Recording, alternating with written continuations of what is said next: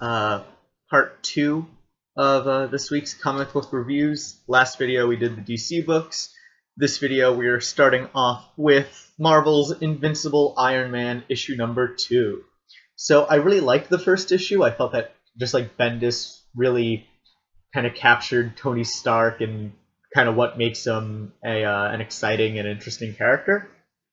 So in this issue we start where we left off last issue with Iron Man confronting a Victor Von Doom who is without his armor and whose face is like a normal face, which is weird, especially because we still haven't seen how Secret Wars ends. So this is all completely new and fresh-faced for us here. We get into a little bit of a skirmish where Iron Man doesn't do anything really to Doctor Doom, and we also see kind of this the new armor in action, not only firing repulsor blasts, but also its ability to transform into the other Iron Man armors as it transforms into kind of a Hulkbuster-esque form in this panel over here. But Doctor Doom quickly basically tells Tony that nothing Tony can do can possibly reach Doom at this level, so he might as well listen to what Doom has to say, and what Doom has to say is that he needs Tony's help in retrieving the thing that Madame Mask stole, which he reveals to be a Wand of Watum, which is a mystical weapon. Doctor Strange has one, Doctor Doom has one, and now Iron Man has one, and Madame Mask has a decoy that Doom basically tells Stark to bring back for him, because, I mean, Doom is one of the most powerful men on the planet, even more so than Stark. So that's what Tony does, a little begrudgingly. And yeah, that's kind of what happens. Doom tells Tony to fetch, and Tony does. But really, what the standout of this book is the dialogue. It is it's kind of just Tony Stark. He's not likable. Okay, that's not completely true. He's likable, but in a very jerky way. He's sarcastic. He's kind of smarter than everyone else, except for Doom, or maybe on par with Doom. And there's lots of, and this is just kind of Tony Stark. There's lots about Tony Stark to dislike, but somehow through it all, despite it all, you want to root for him. It's amazing how Bendis turns, a billionaire, polymath, genius, just, guy like Tony Stark into the underdog of a story, into someone who by the end is confronting Madame Mask in Mask's hotel room, just asking, to talk. No, not to fight, because he's sure he would win if he, with his armor and everything. Not to fight. Brings him down to this level where he's just a guy in jeans who wants to talk to an ex-girlfriend of sorts, and it's a pretty great book. I'm just really. It's not mind-bending. It's not mind-blowing. It's not like Iron Man has never seen Iron Man before. It's Iron Man. It's like the platonic Iron Man ideal. But that's not a bad thing. That's still good. That's still, Robert Downey Jr. making $400 million a movie or whatever he's making now. I don't really know or care. But yeah, it's getting to the core of what Iron Man is, and what Iron Man is cool. Like he's cool. He is just a cool guy with a cool suit of armor going around the world doing cool superhero things, and it's an enjoyable story to read. I can't believe I spent like 4 minutes talking about Iron Man and not really saying anything. But yeah, fun book. Next book is Amazing Spider-Man issue number 2, and again, I really liked this book, and just while I'm showing you the cover, I really hope that Alex Ross stays on these covers for a while, just because Alex Ross is one of the most talented artists in comics, very distinct style, and I really hope that we get to see a bunch of them. I don't even understand why you get some of the variant covers when the main cover is in Alex Ross. Anyway, At the end of the last issue, this terrorist conglomerate called Zodiac stole Peter Parker's um, kind of wearable technology watch thing that he invented, which has a bunch of important codes and information on it. In this issue, Peter Parker, as Spider-Man, and his new buddy Hobie Brown as the Prowler, go to get it back, which involves storming Zodiac's secret underwater base. Which is just cool. It's cool how, like, I think what Dan Slott has done, moving Spider-Man into kind of a new tier of superheroics, where, really taking him out of New York, out of kind of street level stuff, or like street level Marvel stuff, and taking him to this kind of globe-trotting, underwater base heisting kind of superhero. It's just really cool. And despite how much bigger the stakes are, Peter Parker's still Peter Parker. He's still spending all of his time quipping, and it's fun having Prowler there as just kind of a straight man, I guess, for Peter, as someone who Peter can just bounce this quips off of. So instead of so there's really more of a dialogue now. Instead of just Peter being funny on his own, he has Hobie Brown there to is it Hobby Brown? I don't know. He has the Prowler. I know how to pronounce Prowler. He has the Prowler there to bounce things off of and to put him in his place a little bit. Of course, they're not the only funny characters. All of the henchmen in this book are pretty great. We start off with the scout henchmen patrolling the base, who named the humpback whales Harry and Hermione, the humpback whales that are just around the underwater base.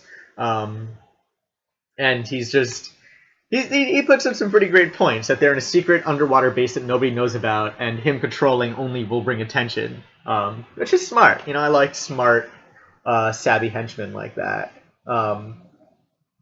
There's also a lot of kind of funny cutaways to Peter Parker describing his research and development, as Hobie asks about all the technology that Peter now has, and that's pretty great for the audience, too. It's a great way to see kind of that transition from Peter Parker making $20 or making these like web shooters and other technologies out of spare parts and $20 to what Peter Parker can do with a multi-million-dollar company at his disposal. And it's fun little cutaways that really help the reader ease into this is Spider-Man now.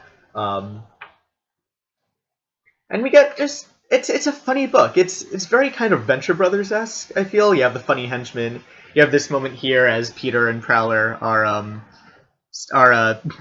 kind of sneaking into the base trying to retrieve the watch that that one of the leaders of Zodiac just kind of notices them.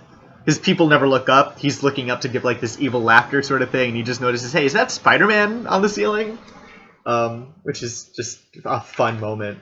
And this book is just full of fun moments. It's Peter Parker who's, still lighthearted. He's still Peter, quipping and making jokes and everything.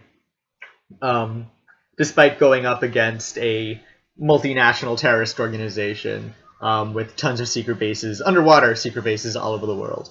So yeah, it's a fun book. Like, Marvel's doing a lot of fun stuff now, and that's really cool, as I like fun, and I hope that you like fun too. But yeah, it's this issue, you get a lot more detail to that transition. First issue just kind of dropped us in, okay, Peter Parker is a millionaire now with this multinational corporation behind him, and in this issue we see a bit of, how, like, what's actually happened to Peter in that time, and his research and development and all the new tech he has, and just a bunch of cool stuff that I'm really enjoying that Dan Slott has brought to this new iteration of Spider-Man.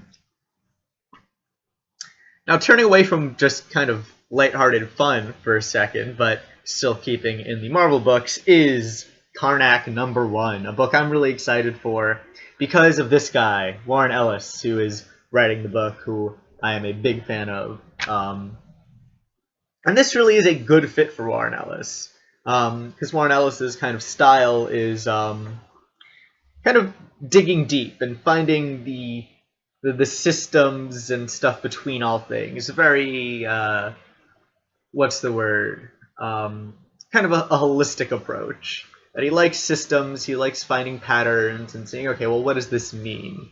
what ties this together? Where's the where are the gears meeting up and stuff? And Karnak, who is this is my first Karnak book, I've really never heard of the character before, is an Inhuman with the ability to, as the title page says, find the flaws in all things. This is the superhero that Warren Ellis would be if Warren Ellis were a superhero, I feel. And so putting him on this book is just such a great fit. The plot involves Karnak, who is an Inhuman. He's referred to as like the Mad Monk. And he's kind of alienated himself from the rest of the world. He's alienated himself from humans, from Inhumans, and now holds up in this place the Tower of Wisdom, where he just kind of philosophizes. He's a philosopher and likes to be not completely alone. He has disciples, I guess. He has people who follow him in his philosophy, which is kind of an asceticism, it seems. He's kind of determined in believing that nothing matters, that humans are temporary. Kind of a very, kind of an ascetic, stoic approach to life. And he's pulled away from all that to help S.H.I.E.L.D. on a mission to retrieve a child, a kidnapped Inhuman. And the reason that S.H.I.E.L.D. can't do it themselves is it's mainly political, Agent Coulson explains. So they retrieved Karnak to do it for them. And Karnak spends a lot of the time in this book kind of just being a huge jerk. He says, okay, I'll rescue this child under one condition. One, you give me money so I can fund my my philosophic research. And two, I want the boy in my custody until I see it fit to give him back to the parents. Which is just a huge dick move. It's saying, okay, I'll rescue this kidnapped child, but I'm not bringing him back. I'm keeping him. He's my child now. It's kind of a hostage exchange for him. And he also demands that the parents pay Karnak with the most important things in their life. The object of most uplifting emotional value, he asks, and that's his payment. $1 million. He gets to keep the child for as long as he wants, and the most important object to this couple. He's kind of a jerk. He's a huge jerk, but he's effective. Like, there's a reason you would go to Karnak, and it's because he can see bullets in slow motion and just flick them out of the air. Again, he is a guy who sees the flaws in all things, and that's kind of the core of his character. That's his whole philosophy, is that everything is flawed, including like his own existence in a way. It's flawed because it's temporary, because it doesn't matter. He's a nihilist, really, I guess, is his whole shtick. He's the nihilist superhero, but that doesn't mean that he won't get things done given the right, I guess, motivation. And yeah, I mean that's what happens. Is basically Coulson asks Karnak, "Hey, do this thing." Karnak is like, "Fine, but I'm not gonna like it." But he does it anyway, and he does it, as the final page shows, with gusto. Like Warren Ellis's books, this one seems to be a slow burn. We see him kind of break into where he's going, but we don't see the bigger picture yet. Right now, the story is just him rescuing a child. It's sure to get bigger as Ellis's stories get, and I want to see how. I want to see where he takes this character, who is just kind of not likable at all, like the opposite of Tony Stark. Just completely not likable. Just a huge jerk all around. And see, not if he makes Karnak likable, but what he does with this character, how this character explores the world and everything. And like I said, I think it's a perfect fit for Ellis. And I'm excited to see how this book develops. And that is it for the Marvel books this week. We still have 3 books left to go, including a new book by Gail Simone, which I'll review in another video, the next video, which will be up right after this one, I think. So I hope you stay tuned for that. But before then, I want to thank you for watching this video. If you like it, please do subscribe if you feel like it. Any comments, anything below, feel free to leave them. I said that all in a mixed up sort of way. Yeah, thank you for watching this video, and I do hope you'll join me for some more comic book reviews.